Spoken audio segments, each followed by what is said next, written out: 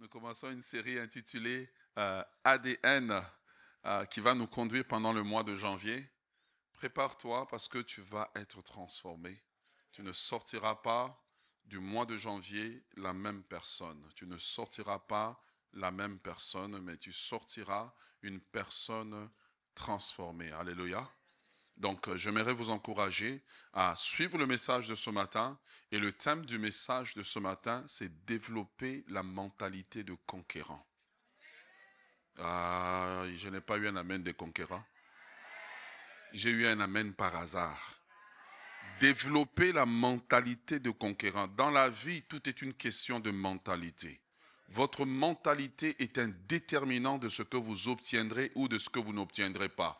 Vous pouvez être intelligent, mais votre mentalité affecte plus vos résultats que votre intelligence. Est-ce que tu es avec moi? Alors, j'aimerais vous inviter ce matin à rentrer dans cette belle série que nous allons avoir pendant le mois de janvier. Je vous encourage à ne pas manquer le culte. C'est une chose d'écouter en rétrospective, comme, je ne sais pas comment vous appelez ça là, mais c'est une chose d'être présent. Amen. Lisons la parole de Dieu dans le texte qui nous a conduit lors de la traversée, qui est notre texte de l'année. Ésaïe 54, le verset 2 au verset 3. Ésaïe 54, le verset 2 au verset 3. Ésaïe 54, verset 2 au verset 3. La parole de Dieu nous dit, voilà, c'est la partie où il fallait avoir ta Bible ce matin. La parole de Dieu nous dit, élargis l'espace de ta tente, qu'on déploie les couvertures de ta demeure. Ne retiens pas, allonge tes cordages, affermis tes pieux, car, voici la conséquence, tu te répandras à droite et à gauche, et ta postérité envahira des nations et peuplera des villes désertes. Ne crains point, car tu ne seras pas confondu. Ne rougis pas, car tu ne seras pas déshonoré, mais tu oublieras la honte de ta jeunesse. Tu ne te souviendras pas de l'opprobre de ton veuvage, car ton Créateur est ton époux, l'Éternel des armées est son nom, et ton Rédempteur est le Saint d'Israël, il se nomme le Dieu de toute la terre. Est-ce qu'on peut acclamer la parole? Est-ce qu'on peut acclamer la parole ce matin? En fait, lorsque nous acclamons, nous n'acclamons pas pour créer un mouvement, mais nous acclamons pour dire Amen à ce que Dieu nous a annoncé. Alléluia. Deuxième texte ce matin, 1 Chronique, chapitre 1, le verset 9, chapitre 9, le verset 9 à 10. Est-ce qu'on peut le lire ensemble, si vous l'avez, à la gloire de Dieu? Lisons. Vous l'avez ou vous ne l'avez pas? 1 Chronique, chapitre 9, le verset 8 au verset 10. Lisons.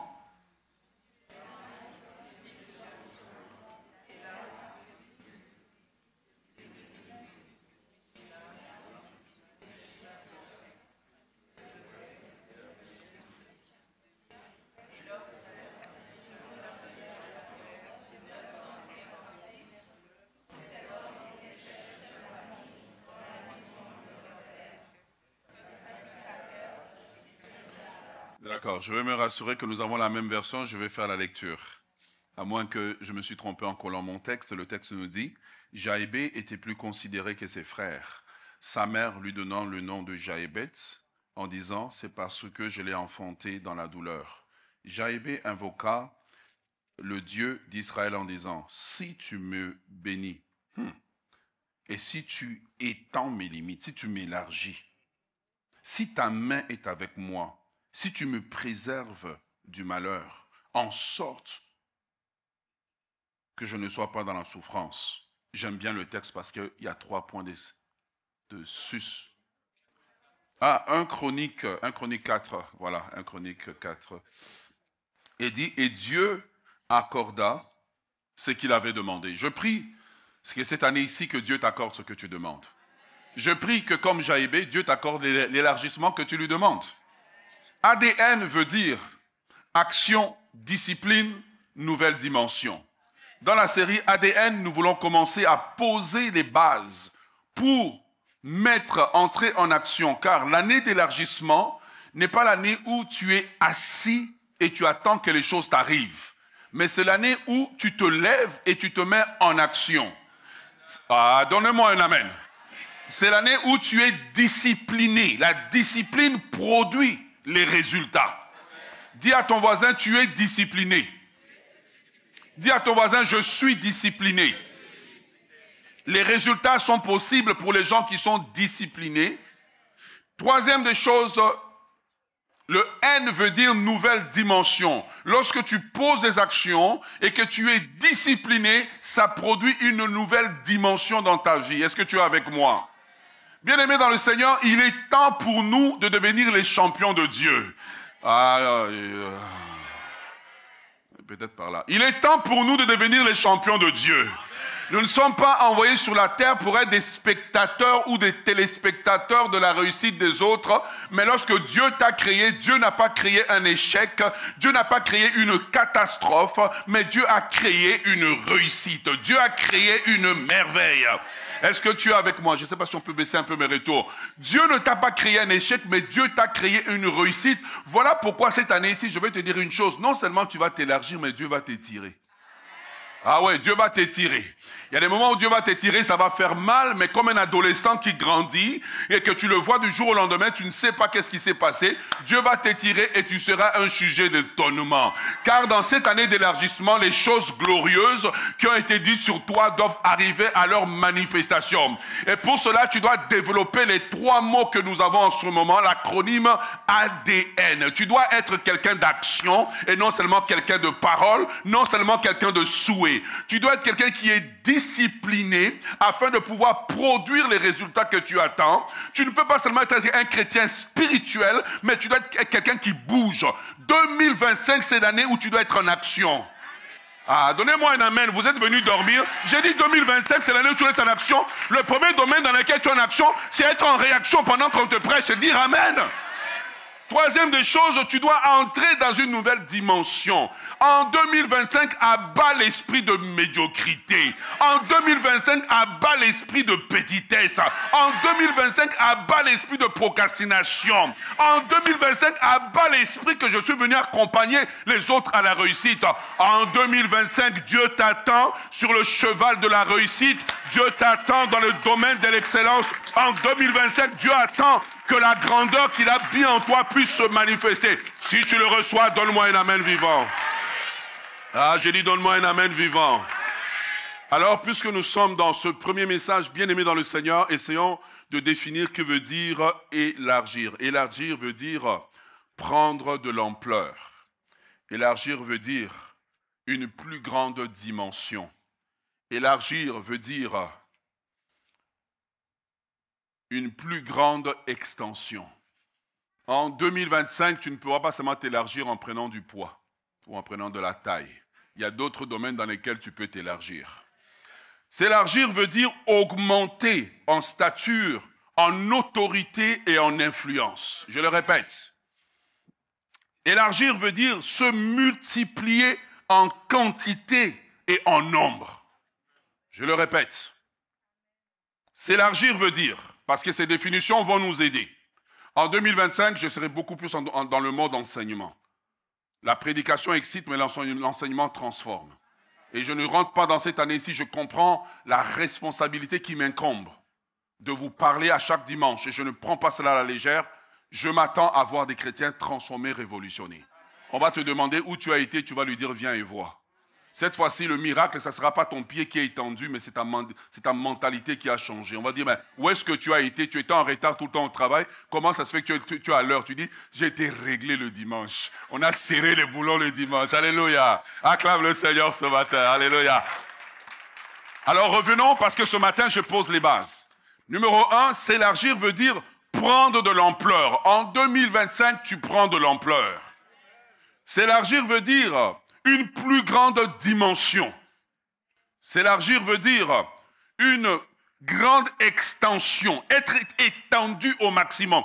Je vais te dire une chose, tu es plus grand que tu ne le vois. Tu es plus extensible, tu es comme un élastique qui n'a pas encore été tiré par la vie. Le problème de beaucoup de gens, c'est qu'ils sont la version originale qui était sortie du ventre de leur mère.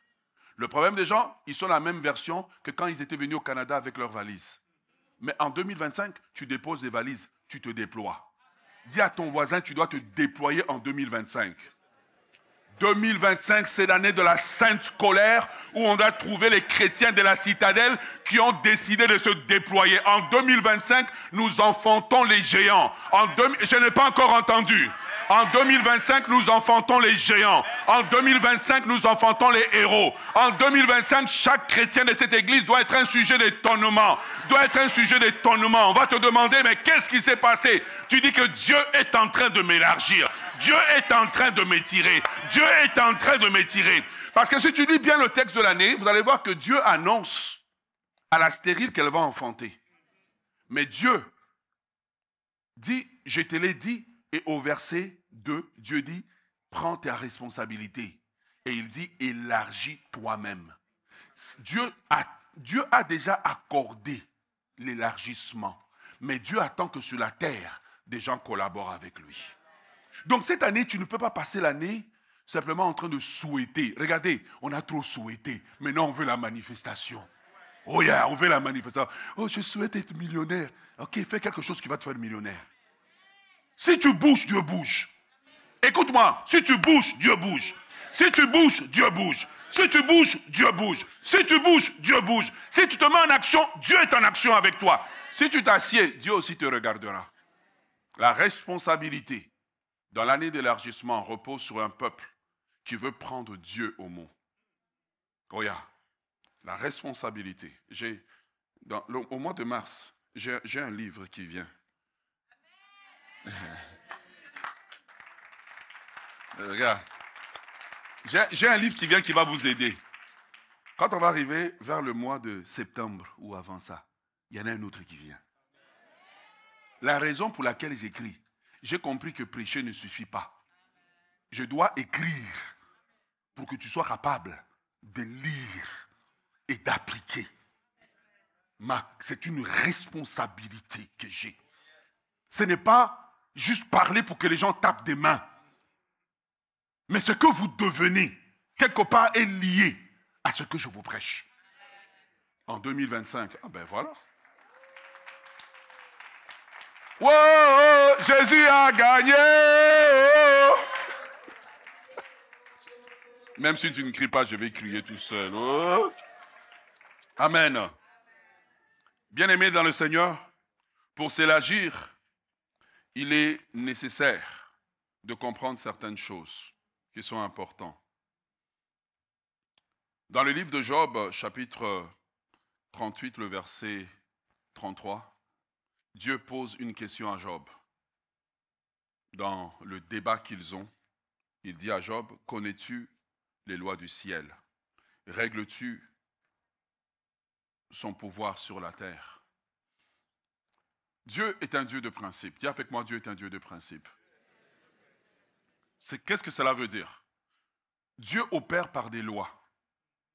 De la même façon, il existe la loi de la thermodynamique. Pasteur, tu connais? Oui, oui. Il existe la loi de la thermodynamique. Il existe la loi de la gravité. Une loi est un principe universel établi. Et ce qui est beau avec une loi, c'est que si tu obéis à la loi, tu bénéficies de la loi. Si tu violes la loi, ne t'inquiète pas. La loi elle-même va se charger de toi. Donc, quand on parle d'élargissement, pendant cette année ici, et je vous donne déjà ce qu'on va prêcher toute l'année, nous allons parler des 12 lois d'élargissement. Donc, je vous ai donné tout ce que je vais prêcher pendant l'année. Ensuite, vous aurez les livres, les 12 lois de l'élargissement. Isn't it wonderful? Donc, vous avez l'enseignement, on va vous donner petit à petit, petit à petit, petit à petit. À un moment donné, le livre va seulement sortir. Prends le livre, lis le livre, applique le livre, change ta vie. Est-ce que tu es avec moi? Il existe des lois.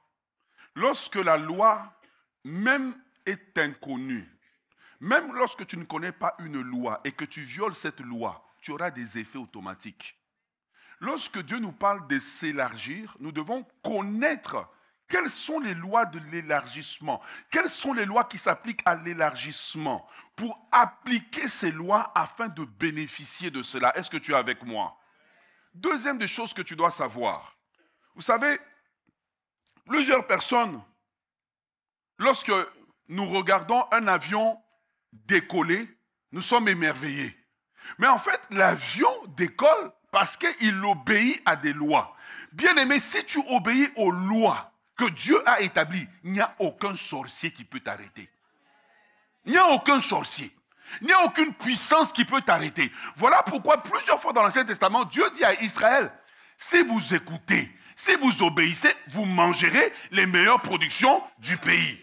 Dieu parle à Josué, il dit à Josué que ce livre de la loi ne s'éloigne point de ta bouche. Médite-le jour et nuit. 2025 doit être l'année de méditation. On doit trouver des chrétiens qui réfléchissent. Regardez, on doit trouver des chrétiens qui réfléchissent même à la cause de leur pauvreté. Pourquoi je suis pauvre? Être pauvre est une chose, mais la plus grande pauvreté, c'est de ne pas se poser des questions. Pourquoi je suis pauvre? Pourquoi je ne suis pas intelligent? Qu'est-ce que je peux faire pour devenir intelligent? Pourquoi est-ce que je peux faire pour sortir de la pauvreté? Pour sortir de la pauvreté, pour sortir de la petitesse, il faut commencer à se poser des questions. La grandeur, c'est la capacité de se poser des questions. Émerger de la pauvreté, c'est la capacité de se poser des questions. Car quand tu poses des questions, Jésus a dit, demandez. Merci.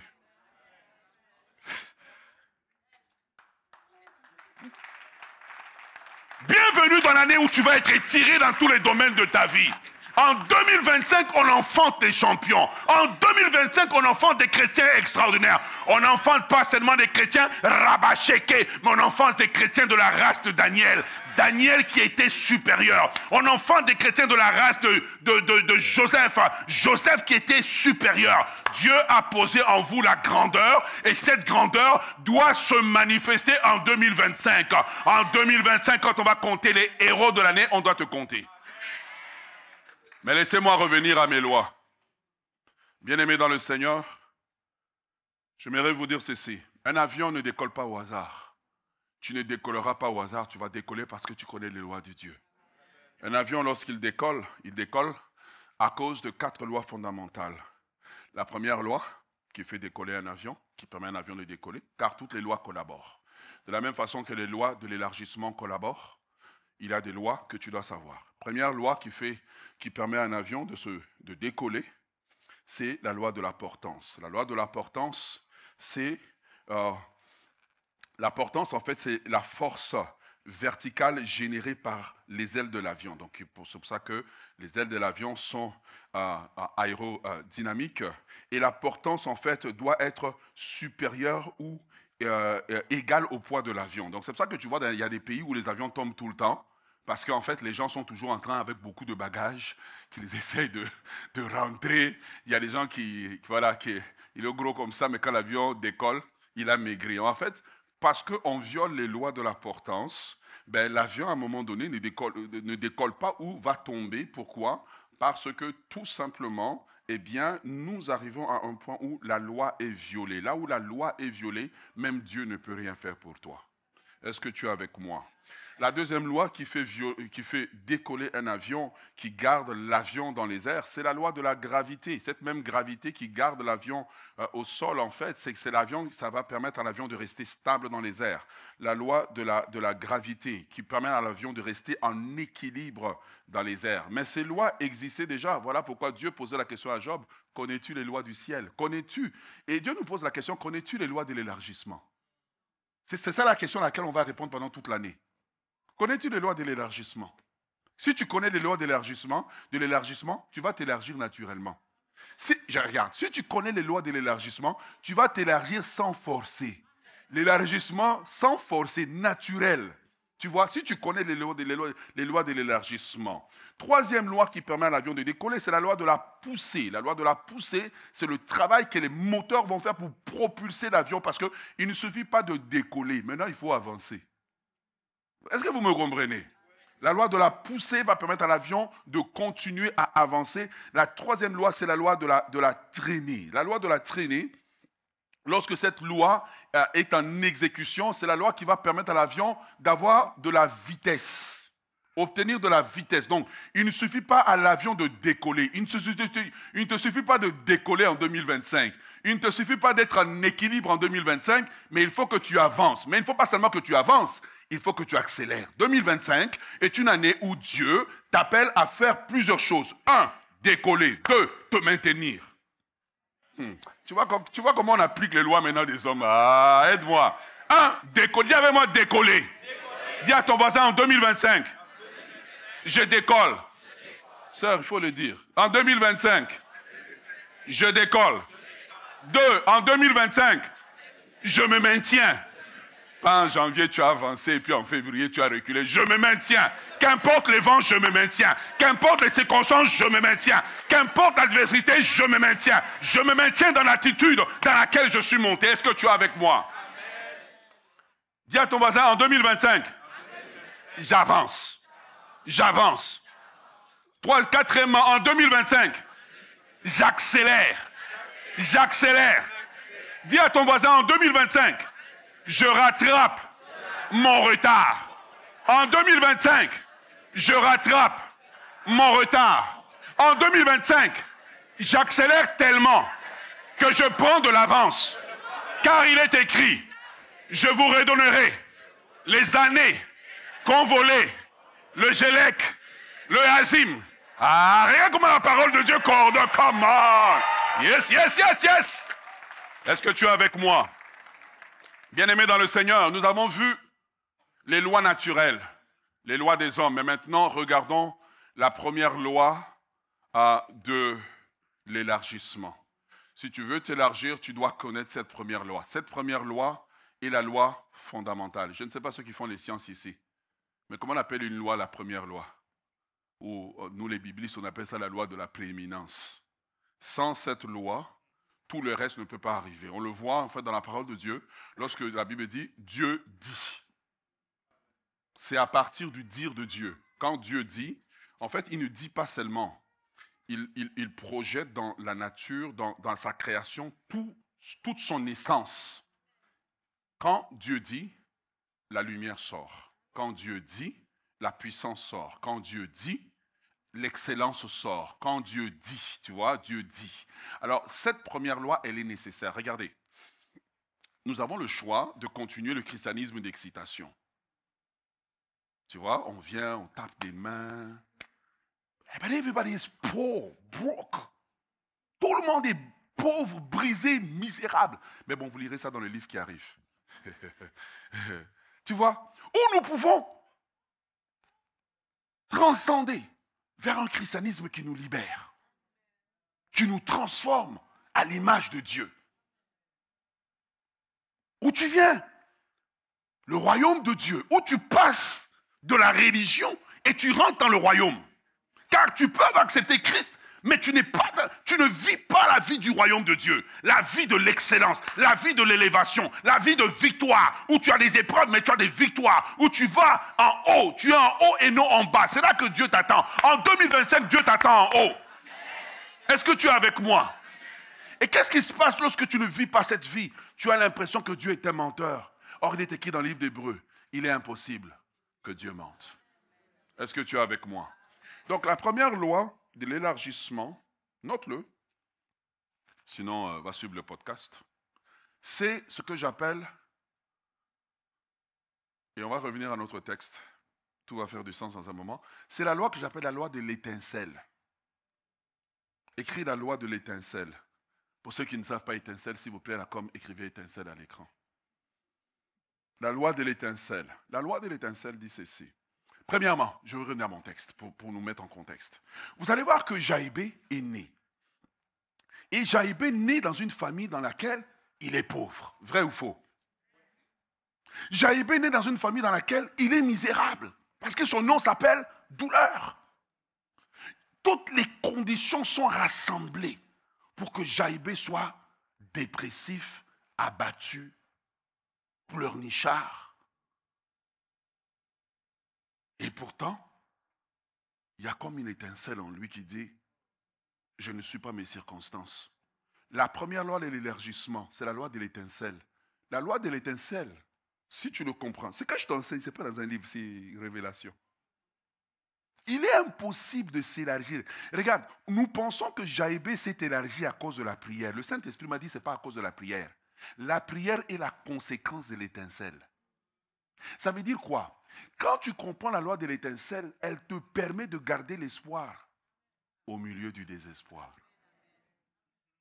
Oh yeah. Tu vois? Et une des choses que je vais vous présenter, c'est l'habilité de Satan d'éteindre l'étincelle dans les gens. Et nous lui laissons le libre accès de faire ce qu'il veut. Donc aujourd'hui, on est juste en train d'introduire en fait. Est-ce que tu es avec moi? Jaïbé naît dans des conditions misérables. C'est pour cela que tu vas être ici, en Occident, tu vas trouver quelqu'un qui est né, qui a les papiers du pays, qui a tout, mais qui veut se tuer. Tu te retournes, tu regardes le tiers-monde. Tu as quelqu'un qui n'a rien, mais qui croit que demain sera meilleur. La loi de l'étincelle nous permet de croire, malgré que tout est tombé autour de nous, que demain sera meilleur. C'est alors que la prière commence à faire du sens. La loi de l'étincelle. La loi de l'étincelle. Définition. La loi de l'étincelle enseigne que tout élargissement commence par un feu intérieur, par une conviction intérieure. C'est ce que j'appelle le feu intérieur. Ce feu, alimenté par un désir intense et une passion authentique, est le point de départ de toute transformation durable. Sans cette étincelle, aucun changement significatif n'est possible. Je le répète. Définition de la loi de l'étincelle. Si tu ne connais pas cette loi, beaucoup ici sont éteints. Ça fait longtemps que tu es éteint. Tu es là, mais tu es éteint. Tu es éteint, donc tu es éteint. Je venais dans la voiture avec ma fille et je lui ai demandé, donne-moi des significations des éteints, parce que j'ai testé la matière sur elle.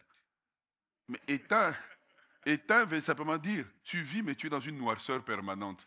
Donc quand tu es éteint, même quand il y a une opportunité, tu ne peux pas la voir. Il y a des frères éteints, il y a une jolie fille à côté. Mais ça va prendre la folle. Même quand tu lui parles pour dire, frère, mais il est éteint, donc il est dans la noirceur. Que la lumière soit au nom de Jésus. Ah, donne-moi un amen, que la lumière soit au nom de Jésus. Ouais. On va t'allumer. Tu as des frères allumés.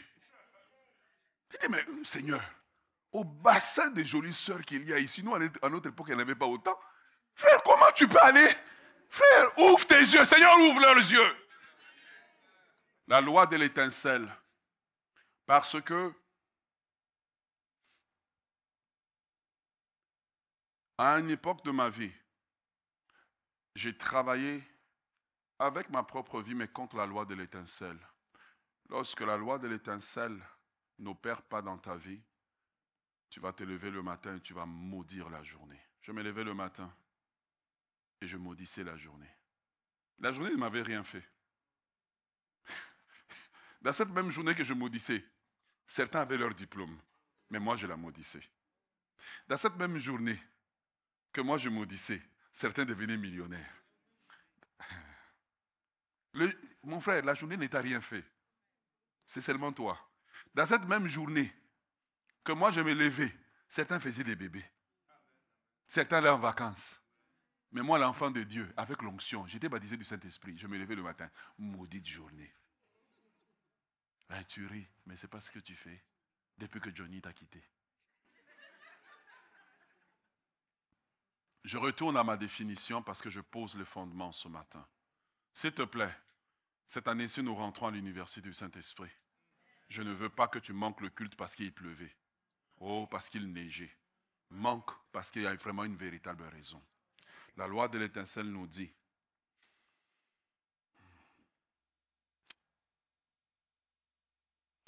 elle nous dit que tout changement commence par un feu intérieur. Ce feu, alimenté par un désir intense et une passion authentique, est le point de départ de toute transformation durable. Sans cette étincelle, aucun changement significatif n'est possible.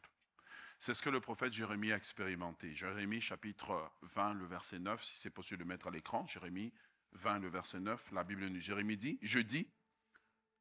si je dis, je ne ferai point mention de toi. Je ne parlerai point en son nom. Il y a dans mon cœur comme un feu. Tu vois, ces circonstances sont négatives. Mais il dit, il y a dans mon cœur. Il doit y avoir quelque chose dans ton cœur que malgré l'emploi perdu, demain sera meilleur. Malgré Johnny qui est parti, François va arriver. En fait, la loi de l'étincelle, c'est l'anti-malheur. C'est la loi qui te permet de survivre. C'est ça que le psalmiste pouvait dire, que Dieu est pour nous un abri et un refuge, un secours qui ne manque jamais dans la détresse. La loi de l'étincelle, c'est l'antidépresseur véritable. C'est ce que le prophète dit dans Lamentation. Quand je pense à l'absinthe et au poison, quand je pense à ma douleur, voici ce que je vais repasser dans mon cœur. C'est que les bontés de l'Éternel. Comment quelqu'un peut voir la ville s'écrouler et croire que les bontés de l'Éternel se renouvellent chaque matin? Dieu m'a envoyé par là quelqu'un dont l'étincelle est éteinte. Tu sembles être vivant comme nous, mais quelque chose en toi est éteint. Quelque chose en toi est mort. C'est ce qui est arrivé à Jacob lorsque Joseph a été emmené en Égypte et on a fait croire que Joseph était mort. On dit que Jacob est devenu comme mort à l'intérieur. Il mangeait, il fonctionnait, mais il était mort à l'intérieur. Qu'est-ce qui a tué la flamme? Qu'est-ce qui a tué ce désir de vivre? Cette chose que tu avais en toi, qui faisait que le matin, tu te levais d'un bond.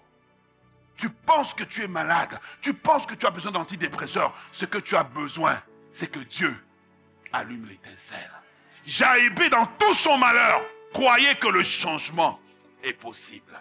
L'étincelle te fait croire que demain sera meilleur. J'ai échoué mon examen, demain sera meilleur. On m'a renvoyé de mon appartement, demain sera meilleur. Mon mari m'a quitté, demain sera meilleur. Ma femme m'a quitté, demain sera meilleur. C'est l'antidote au malheur de la vie. La loi de l'étincelle te donne l'espoir au milieu du désespoir. Est-ce que tu es avec moi? Est-ce que tu es avec moi? Bien-aimé dans le Seigneur, sans la loi de l'étincelle, toutes les autres lois de l'élargissement sont annulées. C'est la loi, elle est comme la loi de la gravité en fait. C'est la loi qui tient toutes choses. C'est la loi qui te fait croire qu'au milieu de ton malheur, quelque chose de bon peut arriver. C'est la loi qui a permis à Joseph de ne pas se suicider en prison. Imaginez s'il se serait suicidé. Il aurait tué en même temps les promesses de Dieu. Alors qu'au milieu de la prison, il croit que Dieu a encore une destinée. La mort ne peut pas me tuer tant que la promesse de Dieu est en moi. La mort ne peut pas m'anéantir tant que la promesse de Dieu est en moi. Ton problème n'est pas un problème d'argent, c'est que tu n'as plus de flamme intérieure, tu n'as plus d'étincelle. En réalité, tu as un emploi, mais tu ne travailles que pour payer des factures. L'étincelle te fait vivre plus grand que payer les factures. Je crois que tu peux savoir que quand tu m'entends prêcher, je suis un homme passionné, mordu de la chose. J'aime ce que je fais, tu vois. C'est pas l'argent qui me motive, c'est quelque chose en moi. C'est de voir des gens transformés, de voir quelqu'un arriver ordinaire et me dire 9 mois plus tard, je me suis assis sous l'enseignement, j'ai été transformé. Quand la chose arrive, je dis Seigneur, merci de m'avoir fait survivre, merci de m'avoir fait traverser au travers des choses. Il y avait une époque dans ma vie où j'étais tellement dépressif, je me levais le matin, je maudissais une journée que Dieu me donnait en bénédiction. Dans la loi de l'étincelle, tu apprends à voir l'espoir au milieu du désespoir. Tu apprends à dire que Dieu est pour moi un abri, un secours qui ne manque jamais dans la détresse. Aucun malheur ne peut te tuer. Aucun démon ne peut te tuer. Aucun malheur ne peut te tuer. La loi de l'étincelle t'apprend que tu peux survivre au malheur qui t'est arrivé. La loi de l'étincelle t'apprend que tu peux te relever alors que tout est écroulé autour de toi. La loi de l'étincelle t'apprend qu'il y a un lendemain à ta vie, qu'il y a de l'espoir au milieu du désespoir. La loi de l'étincelle, c'est la loi de survie.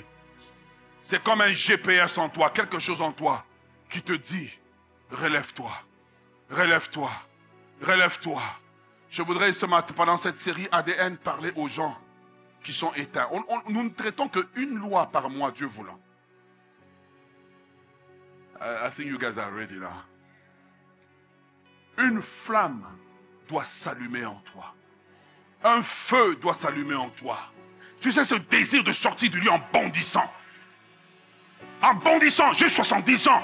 Mais comme Caleb, j'ai encore. L'étincelle n'a pas tué. Le désert n'a pas tué l'étincelle. Ah, il dit j'ai 80 ans, mais j'ai encore la vigueur d'autrefois. Tu penses que la vigueur est physique? Non, c'est l'étincelle en lui, un feu en lui, qui n'a pas été éteint par le désert, qui n'a pas été éteint par la rébellion de Corée, de Dathan, d'Abiram. Quand tu as l'étincelle en toi, le temps ne te tue pas, le temps te justifie. Le problème des gens, ce n'est pas un problème d'être au Canada, ce n'est pas un problème d'être aux États-Unis, ce n'est pas un problème d'être en Afrique, c'est un problème d'étincelle, c'est un problème d'étincelle, c'est un problème d'étincelle. Quand Dieu a rallumé l'étincelle en moi, quelque chose a commencé à se passer. Soudainement, je m'assieds. Les livres, ils me sont dictés. Dans mon ordinateur, j'ai au moins 5 manuscrits en écriture en même temps. Quand la loi de l'étincelle s'allume, la lumière commence à éclairer ta vie. Tu commences à voir clair. Ta préoccupation, ce n'est pas ce qui t'est arrivé, c'est ce qui va t'arriver. Je voudrais vous encourager à décoller en 2025. Come on! À décoller en 2025. À briser la loi de la gravité qui te colle au sol. À avoir l'espoir que demain sera meilleur. À avoir l'espoir que demain sera meilleur. À avoir l'espoir comme Jaébé que demain sera meilleur. Le malheur d'hier est terminé. C'est ce que Dieu annonce à Israël. Je termine par là ce matin. Là, j'ai juste fait l'introduction du message. Dieu annonce à Israël, il dit à Israël, oh, réjouis-toi stérile. Remettez-moi mon texte, Ésaïe 53, 54, verset 1. Lisons-le ensemble, regardez. Dieu vient auprès d'une nation dont l'étincelle est éteinte. La flamme intérieure de vivre est éteinte. Et Dieu lui dit à Israël, il dit, je sais les décombres dans lesquels tu es. Dieu te dit, je sais où tu es. Mais il dit à Israël, réjouis-toi. Hey, mettez-moi mon texte. Il dit à Ésaïe 54, verset 1, il dit quoi? Réjouis-toi. Et puis il dit, je sais que tu es stérile, mais je te demande de te réjouir. Je sais que tu n'as pas d'argent, mais je te demande de te réjouir.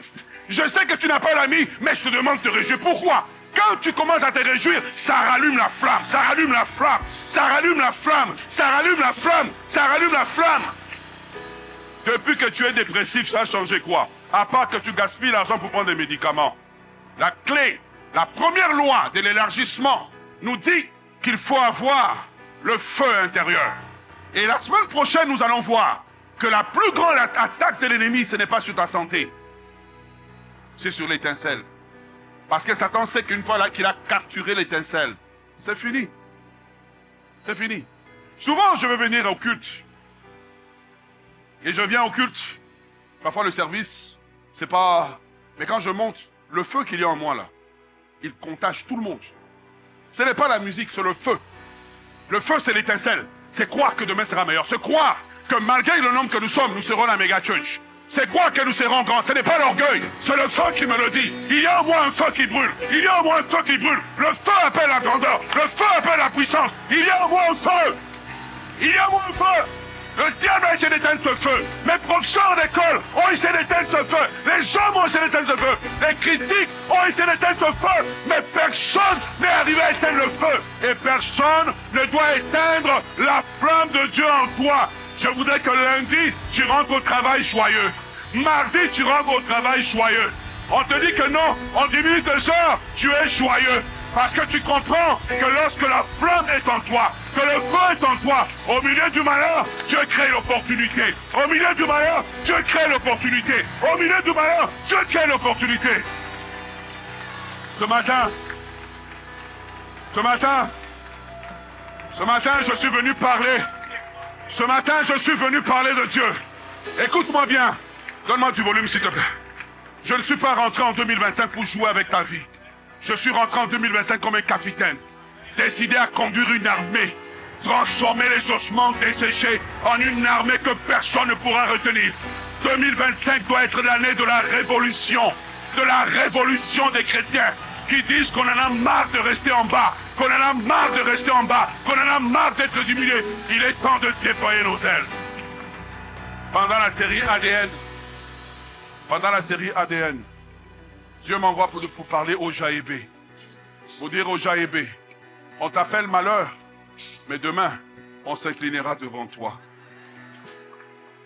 Nous là, nous qui vous parlons, on n'était pas considérés parmi les humains, on était considérés parmi les choses. Mais Dieu nous appuie de là. Je sais où Dieu m'a tiré. I know where I come from. I know. You don't know my story. I know. Mais j'aimerais vous dire quelque chose.